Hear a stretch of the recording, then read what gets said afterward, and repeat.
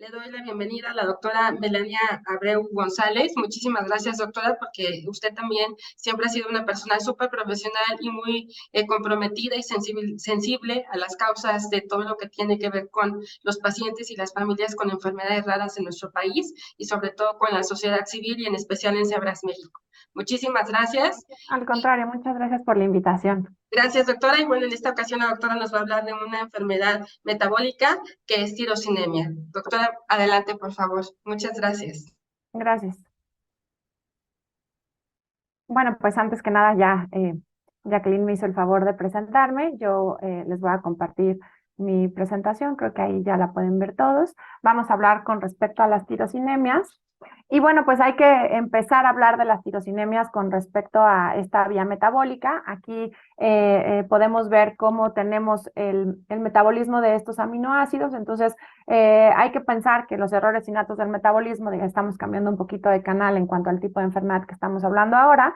Y en los errores innatos del metabolismo lo que tenemos es que tenemos un defecto enzimático, es decir, estas tijeras que van a cortar los compuestos del cuerpo. Entonces vamos a hablar específicamente de las alteraciones a nivel de los aminoácidos y cómo estos se van degradando y procesando en el cuerpo. Y entonces tenemos que tener diferentes enzimas para metabolizar la tirosina, que no es un aminoácido esencial, pero necesitamos 5 enzimas distintas para poder procesar la tirosina. Y cuando tenemos deficiencia en alguna de estas enzimas, pues vamos a empezar a tener consecuencias, ¿sale? ¿Por qué? Porque esta vía metabólica pues puede generar algunos productos que van a ser tóxicos o empezar a acumular este aminoácido que no va a poder degradarse. Y entonces, pues lo que sucede en la tirosinemia tipo 1, que es la más frecuente, tiene una incidencia más o menos de 1 en 100,000 recién nacidos vivos, es la deficiencia en esta enzima que es la fumaril acetoacetato hidrolasa, que es la FA, para decirlo más sencillo.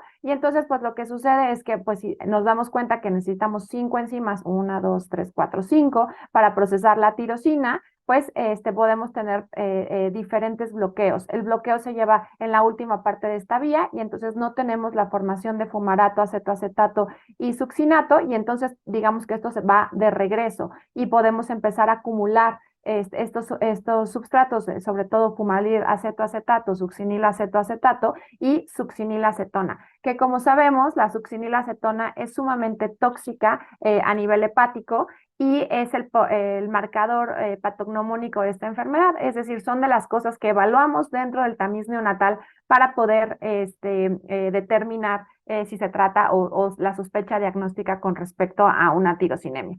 Y entonces, pues también vemos que nosotros podemos tener un inhibidor de la producción de esta succinilacetona cuando tenemos una deficiencia en esta enzima y pues podemos dar este medicamento que se llama NTBC o nitisinona. Tiene un nombre farmacológico un poco más complejo, pero lo que hace es un inhibidor a nivel de esta enzima y entonces digamos que tenemos bloqueada corriente arriba, es decir, más arriba de la cascada metabólica, y entonces evitamos la producción de la succinilacetona, que en realidad es el metabolito tóxico en el caso de la tirosinemia tipo 1.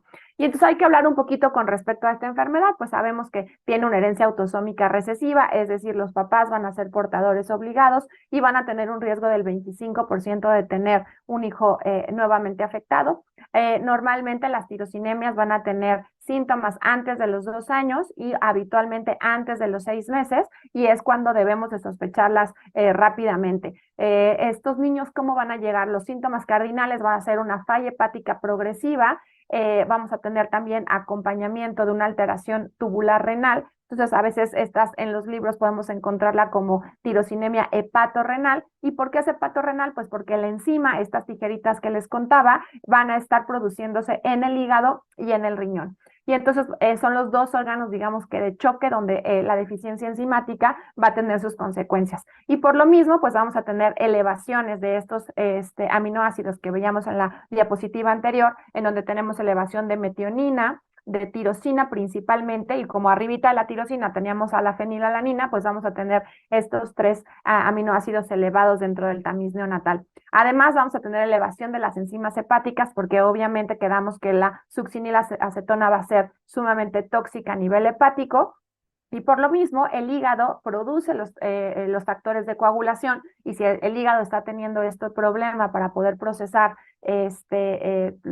todos, ahora sí que todo lo que tiene que degradar el hígado, y si el hígado está sufriendo, pues también vamos a tener una deficiencia en los tiempos de coagulación. Interesantemente, dentro de esta cascada podemos también tener crisis neurológicas, porque vamos a tener algo que es muy similar a otra enfermedad metabólica, que es una porfiria. Entonces, estos niños también van a tener dolor abdominal en las extremidades, pueden tener hiponatremia, falla respiratoria, y son eventos agudos. Entonces, podemos combinar esta sospecha de un bebé con tirosinemia en aquel que está teniendo una falla hepática, alteraciones a nivel de la coagulación, y que además se pueda acompañar con dolor. Clásicamente, y es una de las cosas que tenemos que estar muy al pendiente en los niños con tirosinemia, es que estos pacientes pueden tener un riesgo elevado para tener un tipo de tumor específico en el hígado, por lo mismo que estamos generando mucho estrés oxidativo por la deficiencia enzimática de la FA, y va a tener un alto riesgo para un hepatocarcinoma, más o menos entre el 17 y el 37% de los pacientes. Y por lo mismo, pueden tener elevada la alfa-fetoproteína. Entonces, sí es una condición en la que tenemos que estar muy alerta, porque podemos presentar un tumor y puede comprometer la vida del paciente. Este es un artículo que me gusta mucho, que es publicado por el grupo de la doctora Isabel Ibarra y de la doctora Marcela Vela en el Instituto Nacional de Pediatría, en donde ellos recapitulan todos los datos clínicos de los pacientes que han atendido con tirosinemia hepatorrenal en México. Y si nos damos cuenta, pues bueno, son las manifestaciones que les he contado. Y aquí es bien interesante recalcar que podemos tener manifestaciones que se presenten en etapa aguda, en etapa subaguda y en etapa crónica. Entonces, hay que tener muy alerta la sospecha diagnóstica. ¿En quién? En cualquier niño que está teniendo un problema hepático que parece ser crónico, que además está acompañando de una alteración renal. Pueden tener otras manifestaciones clínicas, obviamente, sobre todo problemas para la alimentación y malnutrición, por lo mismo de que están teniendo este problema a nivel hepático. Y en menor proporción, pues pueden tener estas crisis de dolor, incluso crisis convulsivas, por los síntomas similares a porfiria. Entonces, ¿cómo tenemos que diagnosticar a las tirosinemias? Pues si nos damos cuenta, lo primero es, pues, ojalá este bebé tuviera acceso a un buen tamiz neonatal, en donde tengamos la identificación de una elevación de la tirosina. Habitualmente, cuando hacemos un tamiz neonatal, pues ya viene no nada más el análisis de los aminoácidos, sino también el análisis de la succinilacetona como una prueba, digamos que confirmatoria. Y este marcador es muy sensible y es muy específico de la tirosinemia tipo 1. Entonces, es desde las cosas que tenemos que tener al tanto, y que tenemos que revisar si se realizó un tamiz neonatal y si ese tamiz neonatal incluía la determinación de aminoácidos y de succinilacetona. ¿Por qué? Porque la tirosina elevada a veces no es detectable por el tamiz neonatal, y puede ser que no sea la mejor prueba y que pues haya pasado desapercibido. Entonces, en cualquier bebé que tiene sospecha de una falla hepática, hay que descartar que sea una tirosinemia. Y entonces, la elevación de tirosina, yo les conté que tenemos 5 enzimas involucradas en este metabolismo. No nada más podemos tener alterada esta enzima, sino también podemos tener alteradas otras enzimas de la vía, en particular esta inicial, y esta tiene una expresión también a nivel del ojo, y es aquella tirosinemia que va a tener manifestaciones sobre todo en las palmas y las plantas, y además en los ojitos. Y entonces es mucho más dermatológica. Por eso es que aquí los datos clínicos que nos hacen sospechar a qué nivel está alterada la vida, pues también es muy ejemplificativo, ¿no? Entonces, como recordar, el tener una tirosinemia, pues puedes estar hablando de diferentes enfermedades. La tirosinemia hepatorrenal es la deficiencia de esta fumaril-acetoacetato, que va a generar la elevación de la succinilacetona, que es pactognomónica de la tirosinemia tipo 1, y que podemos tener alteraciones en algún otro punto de la vía, y que podemos tener otro tipo de tirosinemias que ahorita les voy a contar. Entonces, a mí me gusta mucho esta diapositiva que viene de las recomendaciones de la Academia, bueno, del Colegio Americano de Genética y Genómica, porque nos ayuda como en este algoritmo diagnóstico de qué va a pasar con los bebés que tenemos sospecha de tirosinemia. Entonces, pues tenemos el primer escenario en donde nosotros tenemos una tirosina normal, o pero que tenemos una succinilacetona, succinilacetona elevada. Entonces, esta es como el foco rojo más importante en el que, pues, de manera muy temprana podemos diagnosticar a estos bebés por tener la elevación de la succinilacetona. Se tienen que se tienen que hacer unas pruebas subsecuentes, que en este caso sería otra determinación de aminoácidos, tomar otra vez succinilacetona y la alfa-fetoproteína, y si sale elevado, pues con eso ya hacemos el diagnóstico de tirosinemia tipo 1. Ni siquiera a veces tenemos que hacer un diagnóstico molecular tan fino, simplemente con la elevación bioquímica es suficiente para sospechar y para poder hacer el diagnóstico con las pruebas confirmatorias. Ahora, ¿qué puede pasar también? Podemos tener una elevación de tirosina y que tengamos la succinilacetona normal. Y entonces en este caso tenemos que hacer las determinaciones de los aminoácidos en plasma, y si efectivamente está elevada la tirosina, pues entonces se va a tratar de esta tirosinemia que tiene que ver con los problemas dermatológicos o palmoplantar. Y también podemos tener otros tipos de tirosinemia, que sería la tipo 3, que sería todavía más rara, o en caso de que sea normal, pues puede haber sido un falso positivo en el tamiz o por ejemplo, una inmadurez hepática en un niño prematuro. Entonces hay que tener muy claros los escenarios y saber cómo tenemos que accionar y cuáles son los siguientes pasos.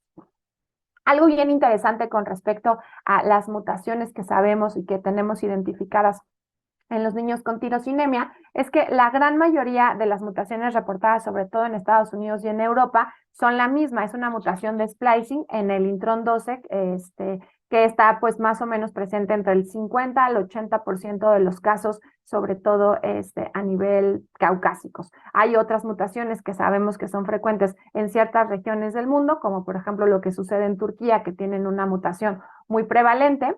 Y entonces, pues, hay más de 100 mutaciones descritas. Igual el grupo del INP publicó en el 2019 cuáles eran las mutaciones en al menos 8 pacientes que tenían en seguimiento con tirosinemia. Y pues encontramos que los primeros codones, las primeras letritas del gen que va a codificar sobre todo el primer exón y los primeros 3 exones, son donde más frecuentemente encontramos las mutaciones en México, que es completamente distinto a lo que vemos en el resto del mundo. ¿Y esto por qué es importante? Porque si nosotros, por ejemplo, nos basamos en un tamiz hecho en algún otro país o referido o externalizado, es decir, hacen la prueba en Estados Unidos, a veces en el mismo papel filtro realizan ciertas mutaciones que consideran más prevalentes porque dan mucha información, como puede ser esta del intrón 12 en tirosinemia, y pues si se dan cuenta, de esta serie de pacientes solamente se identificó en uno, y entonces a veces pues se quedan cortos estos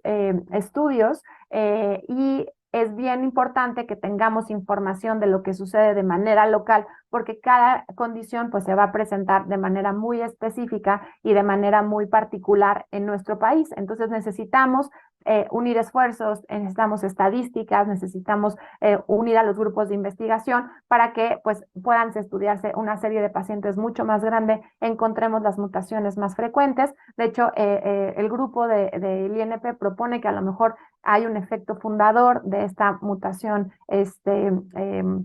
de la que afecta el codón 3 o la base número 3. Entonces, yo creo que es importante que sí estemos unidos como grupos de investigación y como genetistas y como sociedad civil, como bien lo comentaba Jacqueline, para ahora sí que centralizar esfuerzos y poder tener pues mayor relevancia para enfocar estrategias de prevención y de diagnóstico dirigidas a lo que vemos en nuestro país. Entonces, yo les contaba que pues prácticamente íbamos a tener 2 escenarios de la manera en que vamos a tener a estos pacientes, ¿no? Entonces, el primer escenario sería el escenario ideal, en donde nosotros a través de un tamiz neonatal vamos a detectar niños que están asintomáticos, y en ese momento es el mejor por el cual podemos iniciar una dieta específica y además el NTBC, que es el medicamento especial que ya les contaba. o tristemente cuando ya los niños son sintomáticos. Entonces vamos a tener estas dos opciones en cuanto al tratamiento cómo van a llegar los pacientes a la consulta y pues tiene que entrar obviamente a urgencias por una falla hepática, hay que contaba con respecto a la vía bueno, todas las enzimas que tienen que ver con el hígado y pues idealmente debemos de iniciar el tratamiento para empezar a ver una respuesta bioquímica, es decir, mejorar los parámetros de intoxicación y pues una respuesta ya clínica en 7 días. Y pues incluso se puede considerar el trasplante hepático como una de las opciones, todo depende en qué momento nos lleguen estos pacientes. Y además, pues el 40% de los pacientes pues, pueden tener estas crisis neurológicas que ya les contaba, que pues pueden ser desencadenadas por alguna infección o por alguna, cuando tenemos un desequilibrio o cuando estamos teniendo una mayor ingesta, por ejemplo, de proteínas, y entonces pues pueden tener estas neuropatías, debilidad muscular progresiva, y estos pacientes pues van a mejorar cuando empiezan a ser tratados. Entonces es bien importante que tengamos un diagnóstico temprano. ¿Cómo vamos a tratar a estos pacientes? Bueno, pues vamos a tener tanto el tratamiento farmacológico que ya les contaba, que se llama NTBC o nitisinona, que el nombre comercial es Orfadin, pues se les tienen que dar pues, dosis de acuerdo al peso corporal y se tienen que mantener estos niveles más o menos entre 40 y 50 micromoles por litro. El tratamiento temprano va a disminuir el riesgo para tener este tumor a nivel del hígado, por eso es bien importante poder tener el tratamiento temprano. Y otra cosa es que la dieta no va a disminuir el riesgo del tumor, solamente el uso del fármaco. Entonces es bien importante que tengamos las dos cosas.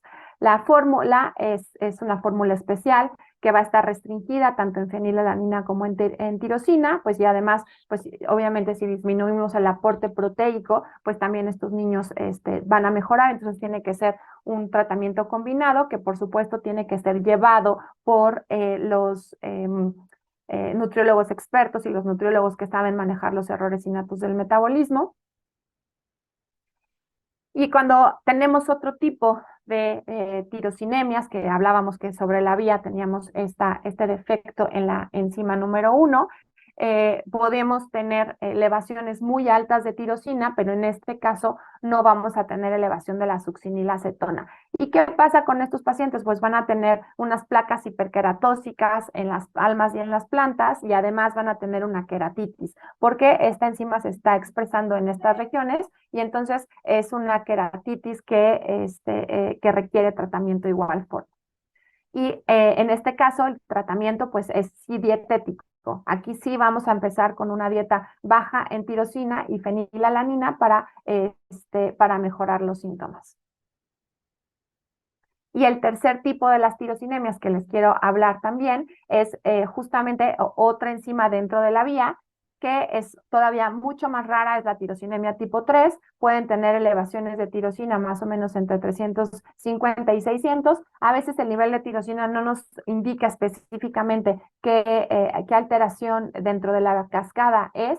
Sin embargo, nos ayuda mucho saber si está afectada la succinilacetona o no, para que nos podamos estar ubicando en qué punto de la vía estamos. Clínicamente, pues es complicada porque estas sí pueden tener discapacidad intelectual, pueden tener ataxia. Estos sí parecen más un error del metabolismo porque tienen acidosis metabólica, pueden tener falla para crecer.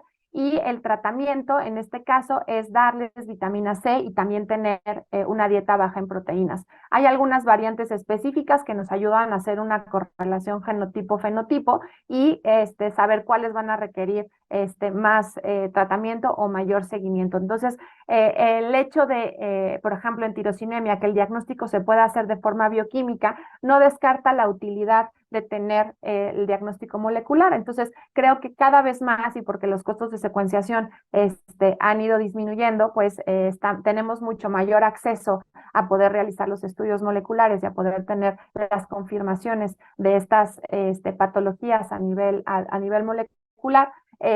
pero pues no hay que olvidar que todo lo que se ha caminado en los últimos 30 años con respecto a tirosinemia, pues tenía que ver sobre todo con el diagnóstico bioquímico. Entonces, este tipo de estudios, pues bueno, nos ayudan para poder categorizar mejor y para poder dirigir mejor el tratamiento. Entonces, simplemente como para recordar, quiero que vean esta gráfica. En esta gráfica lo que podemos ver es la probabilidad de sobrevivir en el tiempo y dependiendo el tipo de tratamiento. Si no les damos tratamiento y únicamente tienen como manejo multidisciplinario, pues vemos que el tiempo en la sobrevida pues es muy corto. Si solamente les damos el tratamiento nutricional, también mejora que el tratamiento ahora sí que nada más médico, pero no es suficiente. Si hacemos un trasplante hepático a estos niños también les va mejor. Sin embargo, el mejor tratamiento es aquellos pacientes que pueden recibir la nitisinona, incluso con un trasplante hepático. Entonces, yo creo que hay que tratar y trabajar todos para tener un diagnóstico temprano de estas enfermedades que pues tienen síntomas heterogéneos que a veces es difícil de diagnosticar, que por eso estas jornadas y este tipo de sesiones en donde podemos permear a los médicos de primer contacto y a los genetistas y a todos aquellos que están viendo pacientes de enfermedades raras y en centros de primer nivel de atención, podemos empezar a sospechar que se tratan de estas enfermedades y no estar retrasando los diagnósticos o limitando que los pacientes sean referidos tempranamente, porque pues son síntomas que a veces no podemos aterrizar con los estudios que tenemos en el consultorio, por ejemplo, para los médicos de primer contacto, ¿no? Y entonces hay que también seguir trabajando mucho por el tener acceso, que sé que pues todo lo que trabaja Cebras México es justamente en este tenor, trabajar para el acceso al tratamiento temprano, porque pues obviamente los costos de estos tratamientos son muy, muy elevados y tenemos que tener apoyo pues gubernamental para que podamos tener tempranamente acceso al tratamiento y además apoyo para poderlo implementar. Y pues vemos cómo va a mejorar claramente el pronóstico y la calidad de vida de los pacientes con tirosinemia. Entonces, pues yo los invito a seguir formando parte de esta comunidad, para que sigamos participando y que podamos también, desde el punto de vista de investigación, ser más inclusivos y tener pues centros de referencia muy bien establecidos para que podamos mejorar el diagnóstico de estos pacientes. Muchas gracias.